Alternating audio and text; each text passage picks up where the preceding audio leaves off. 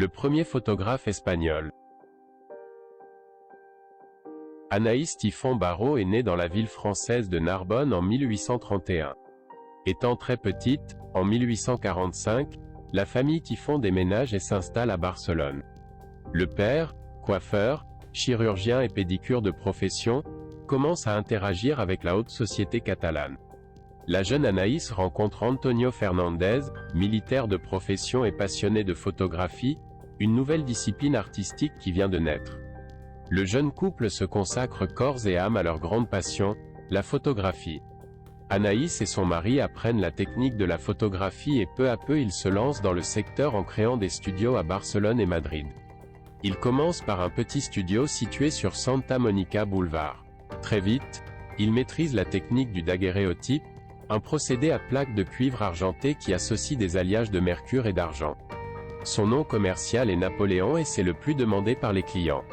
Son succès fut tel qu'à la fin du 19e siècle et au début du 20e siècle, quiconque voulait faire partie de la société barcelonaise devait se faire portraiturer dans les désormais célèbres studios Napoléon.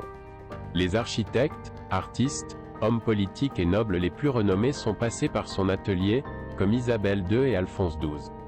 Non seulement ils maîtrisent la photographie, mais ils sont également des pionniers dans le monde du cinéma, en acquérant un appareil cinématographique des frères Lumière.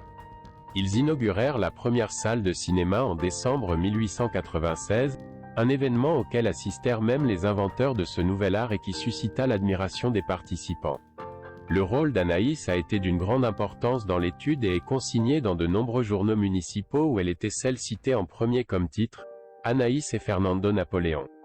Au fil des années, le couple a eu plusieurs enfants qui ont aidé dans l'entreprise, qui a fonctionné jusqu'en 1968. Anaïs est décédée à son domicile de Barcelone le 21 juillet 1912 et est enterrée au cimetière de Montjuïc.